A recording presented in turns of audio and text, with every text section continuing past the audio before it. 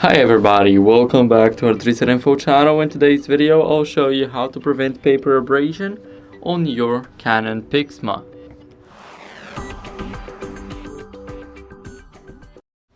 So first, what you guys want to do is go over to the settings. Now in those settings, we need to head over to device settings. And after that, go to print settings. So here we will have prevent paper abrasion. And here we can either enable or disable it. So as you guys can see, now we're enabling it, and here we can also disable it back.